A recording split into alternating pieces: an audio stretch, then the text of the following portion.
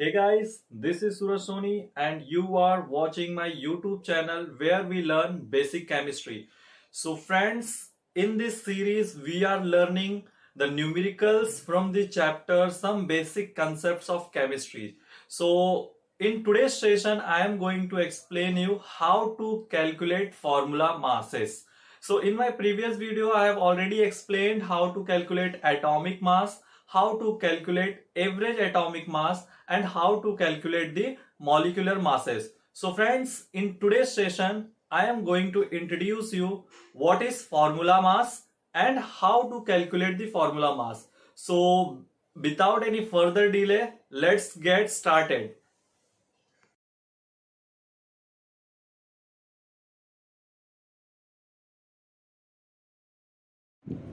So friends, जैसा कि मैंने बताया, आज के इस सेशन में हम सीखने वाले हैं क्लास 11 के some basic concept of chemistry chapter से न्यूमेरिकल, जो कि टोटली बेस्ड है फार्मूला मासेस के ऊपर। तो दोस्तों चलिए फटाफट से स्टार्ट करते हैं और देखते हैं क्वेश्चन क्या है। तो क्वेश्चन है find the formula mass of NaCl as well as the CuNO3 twice copper nitrate. तो दोस्तों आज के इस सेशन में हम सीखने वाले हैं कि हम फार्मूला मास कैसे कैलकुलेट कर सकते हैं सोडियम क्लोराइड का और कॉपर नाइट्रेट का। इन दो एग्जाम्पल्स को सीखने के बाद आप किसी भी फार्मूला मास, किसी भी केमिकल कंपाउंड का फार्मूला मास इजीली कैलकुलेट कर सकते हैं। तो चलिए देखते हैं हम सोडियम क्लोराइड का फार्मूला मास कैसे कैलकुलेट करते हैं। So formula mass of sodium chloride is nothing but average atomic mass of sodium plus average atomic mass of chloride ion। तो यहाँ पे दोस्तों हमें पता है कि सोडियम का जो मॉलिक्यूलर मास है वो 23.0 एटॉमिक मास यूनिट और वी कैन से डाल्टन्स। तो यहाँ पे हमारा जो सोडियम का एटॉमिक मास है वो 23 डाल्टन्स है एंड हमारा क्लोराइड आयन जो है उसका जो है मॉलिक्यूलर एटॉमिक मास जो है वो 35.5 डाल्टन्स है। अगर इन दोनों को हम सम करते हैं तो हमें मिलता है 58.5 डाल्टन। इसे ही इस पर्टिकुलर नंबर को ही हम कहते हैं formula mass of NaCl।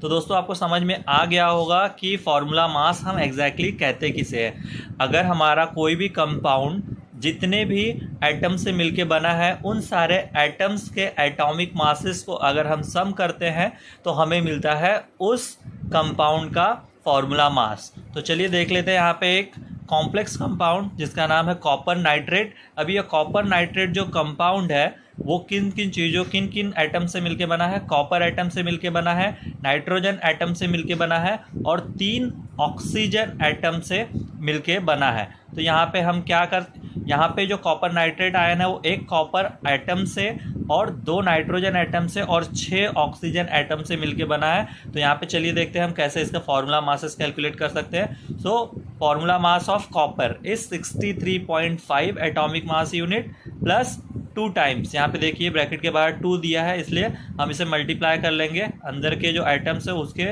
Atomic masses को 2 से मल्टीप्लाई कर लेंगे। नाइट्रोजन का एटॉमिक मास 14 है प्लस ऑक्सीजन का एटॉमिक मास 16 है, लेकिन अंदर हमारे 3 ऑक्सीजन एटम है इसलिए उसको 3 से मल्टीप्लाई कर लेंगे। तो जब इसको मल्टीप्लाई करके जब इसका सम करेंगे तो हमें मिल जाता है 187.5 डाल्टन। तो दोस्तों ये था आज का न्यूमेरिकल जिसमें हमने सीखा कि फार्मूला मास कैसे कैलकुलेट करते हैं। अगर मैं बात करूं कि फार्मूला मास का डेफिनेशन क्या है तो हम कह सकते हैं कि formula mass of a substance is the sum of atomic masses of the atom present in the formula. मतलब जो अभी हमने सम में क्या किया, हमने इन सब न्यूमेरिकल प्रॉब्लम्स में क्या किया, हमने सम किया है उस केमिकल कंपाउंड के सारे एटम्स का जिन एटम से मिलके वो बना है और उसका सम जो आता है वो उसे ही हम कहते हैं formula mass. So friends, I hope कि आपको ये पूरा सेशन अच्छे से समझ में आ गया होगा कि फार्मूला मास कहते किसे हैं और फार्मूला मास कैलकुलेट कैसे करते हैं। तो इन 2 एग्जांपल्स के माध्यम से आपको पूरा सेशन अच्छे से समझ में आ गया होगा। So thank you very much for watching this video till and. Thanks again. Please keep watching, keep learning.